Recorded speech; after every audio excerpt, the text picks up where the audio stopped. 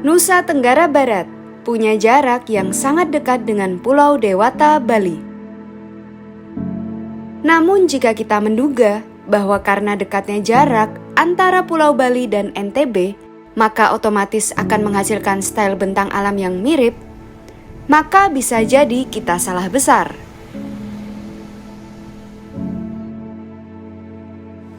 Sumatera dan Jawa bisa saja mirip, namun Nusa Tenggara beda cerita. Dari sejarah geologisnya, pulau-pulau timur Nusantara termasuk Nusa Tenggara terbentuk dari sistem alam yang berbeda. Daerah timur Nusantara terbentuk dari elemen mineral limestone, sedangkan daerah barat terbentuk dari elemen mineral karst. Inilah penyebab daerah Nusa Tenggara punya bentang alam yang berbeda drastis dengan Pulau Jawa, bahkan dengan Bali, tetangga terdekatnya. Pengaruh dari elemen mineral limestone yang pada akhirnya membuat kondisi bentang alam Nusa Tenggara Barat tumbuh secara alami dengan tampilan berbeda, mirip dengan Afrika.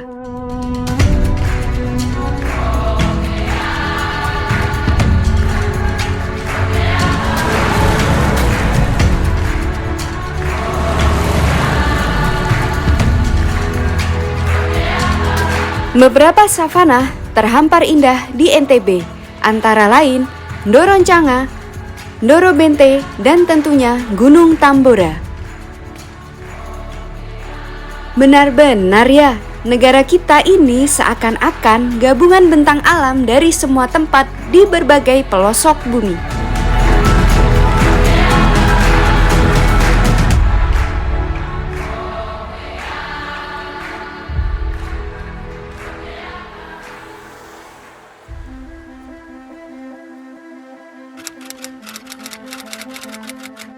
Lalu kami berjalan menuju Ndoro Bente. Ndoro Bente ini magnificent sekali karena tempatnya yang megah dan juga untuk bukit ini seperti tumbukan meteor. Namun ketika kami bertanya kepada orang setempat, ternyata Ndoro Bente itu merupakan bukit benteng.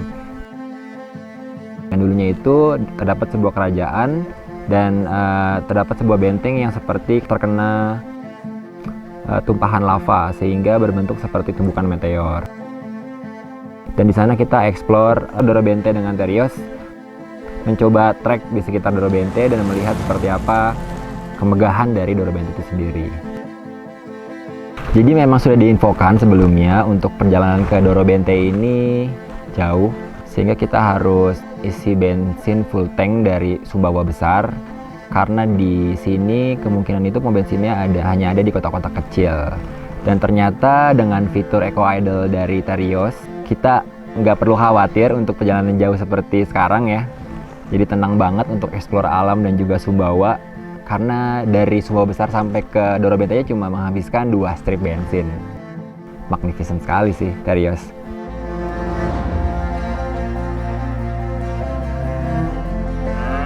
Dan di savana itu memang cukup unik ya, karena terdapat banyak banget sapi, kuda, dan kerbau yang memang menggembala kayak secara otomatis di situ, secara natural, meskipun ternyata di sana itu memang ada pemiliknya. Kita bisa merasakan sensasi bagaimana sih seperti hidup di jalanan tapi berdampingan dengan hewan gitu.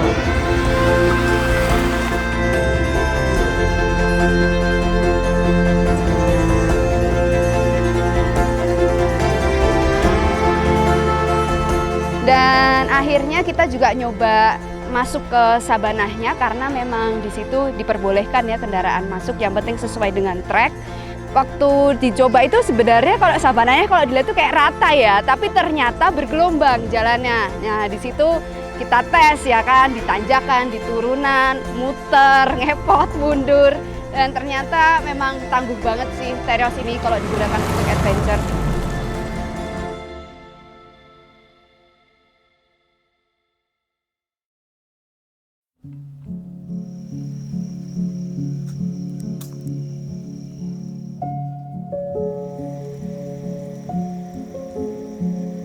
Yap, ternyata Indonesia punya lebih dari satu bentang alam yang Afrika banget.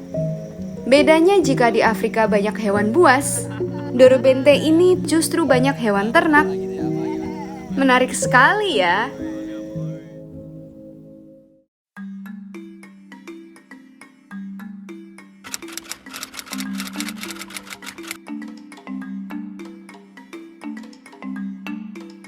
Ndoroncanga merupakan salah satu kawasan di dalam Tambora Geopark, tepatnya di daerah Dompu, Nusa Tenggara Barat. Ndoroncanga ini adalah bukti bahwa julukan Afrika van Indonesia ternyata tidak hanya untuk Taman Nasional Baluran saja. Nah, Ndoroncanga sendiri itu memiliki arti bahwa Doro adalah bukit dan Canga terbelah.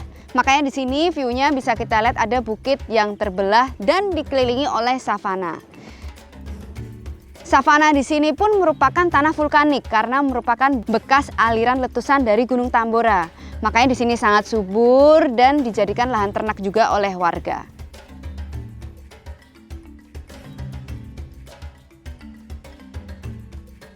Di kawasan Ndoroncanga ini, meskipun hewan-hewan ternak dibiarkan merumput secara liar, menariknya di sini tidak ada klaim soal kepemilikan tanah. Artinya, semua padang rumput ini oleh masyarakatnya dipandang sebagai milik alam raya, bukan milik pribadi. Beda dengan tempat pada umumnya, di mana setiap jengkal dan petak tanah sudah ada pemiliknya. Di Ndoroncanga, satu orang peternak saja bisa memiliki ratusan ekor hewan. Ini jumlah yang banyak sekali. Apalagi jika jumlah peternaknya juga banyak, maka diperkirakan Ndoroncanga bisa jadi habitat alami bagi ribuan, bahkan belasan ribu hewan ternak. Jarang saya temui ada habitat hewan ternak yang selain sangat luas, nuansanya juga masih seperti alam liar. Savanah di Afrika saja tidak diperuntukkan untuk hewan ternak, sedangkan Ndoroncanga justru kebalikannya, alamnya sangat bersahabat bagi hewan ternak. Uniknya lagi, meskipun di sini sebaran hewan ternak bisa sangat banyak, setiap pemilik ternak tahu betul mana hewan miliknya dan mana hewan milik peternak lain. Maka jika ada satu hewan ternak tersesat di suatu tempat, peternak di sana sudah langsung tahu siapa pemilik hewan ini.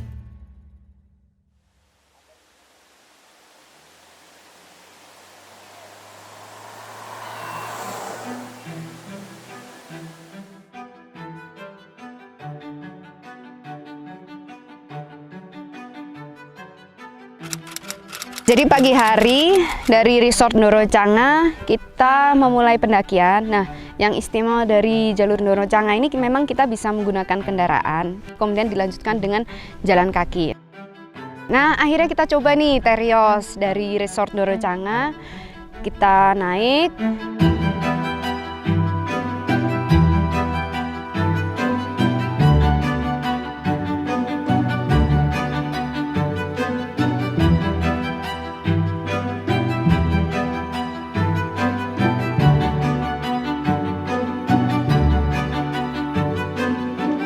Tapi kita memang hanya sampai di titik yang aman aja.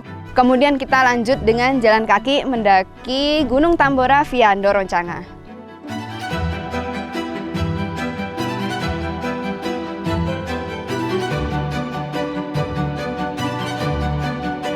Kita hampir sepanjang perjalanan itu terkena cuaca yang tidak stabil ya. Kabut yang tebal menghadang, lalu hujan deras, lalu angin, lalu reda, tapi mostly hampir tidak ada matahari yang menemani sepanjang perjalanan. Karena kita udah jauh-jauh sampai sini dan hujannya itu masih bisa kita jalani, jalurnya juga nggak yang jadi jalan air, akhirnya kita tetap melanjutkan perjalanan untuk menuju puncak kaldera versi jalur Ndoroncanga.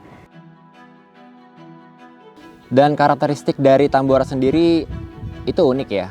Di awal kita menemui padang savana yang luas dan panjang, lalu beralih ke daerah bebatuan dengan tekstur yang keras, sehingga ketika berjalan tuh saya dan tim Daihatsu harus hati-hati, karena kalau misalnya kita terpeleset itu akan menyebabkan cedera mungkin ya, bahkan celaka gitu. Apalagi ditambah terjangan kabut dan juga hujan yang deras pada saat itu di area bebatuan.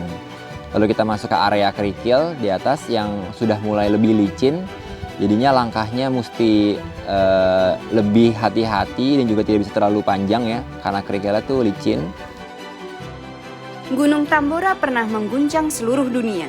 Tidak hanya mengguncang alam, tapi letusannya juga ternyata mengguncang sejarah dunia, budaya dunia, teknologi dunia, bahkan kondisi politik dunia saat itu. Pada tahun 1815 itu memang dikenal sebagai A Year Without Summer, karena selama 1 tahun akibat dari erupsi vertikal dari Tambora tersebut yang ketinggian aslinya dari 4.200 terpotong menjadi sekitar 2.800, akhirnya hasil dari abu vulkaniknya itu menutupi matahari, sehingga dampak dari bencana tersebut menyebabkan kematian terbesar karena banyak terjadi gagal panen di seluruh dunia. Bahkan Napoleon Bonaparte pun ketika perang juga kalah akibat kesusahan dalam melihat medan perang. Kita sebut Tambora, semua orang akan tahu bahwa itu adalah sejarah vulkanik terbesar yang pernah tercatat oleh manusia. Memang sih kita dikasih tahu bahwa untuk menuju ke puncak kaldera itu membutuhkan waktu sekitar 2-3 jam. Dan untungnya memang kita masih sesuai target meskipun dihadang oleh cuaca ya. Karena menurut aku sih hal terbesar yang harus kita hadapi di alam itu bukan medannya, bukan tanjakannya, bukan konturnya, tapi itu cuaca. Cuaca itu adalah hal yang nggak bisa kita cegah. Sekuat apapun kita, kalau udah cuaca yang bicara nggak bisa kita lawan. Tapi untungnya kita akhirnya semua sampai di puncak meskipun dikasih kabut tebal, tapi kita tetap bisa dokumentasi dengan baik, semua sampai dengan selamat. Sempet sih kayak dikasih cuaca cerah sedikit banget, dan akhirnya tim Daihatsu juga langsung buru-buru nih kita ngedrone, dan alhamdulillahnya kita bisa lihat pemandangan yang sangat magnificent.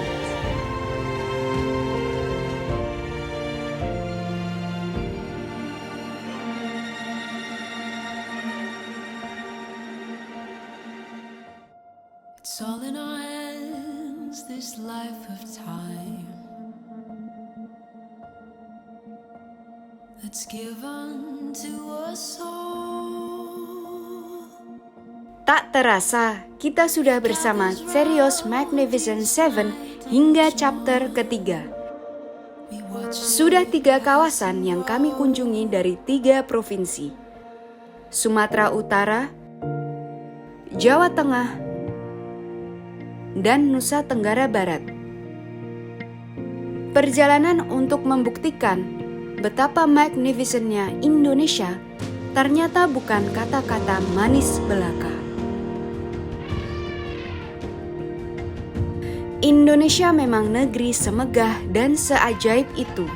Semua hal-hal menakjubkan melimpah beriringan di negeri ini. Kita punya semua warna, kita punya semua rasa. Jika keragaman sebanyak ini biasanya terkumpul dari satu benua, Indonesia bisa mengumpulkannya atas nama satu negara.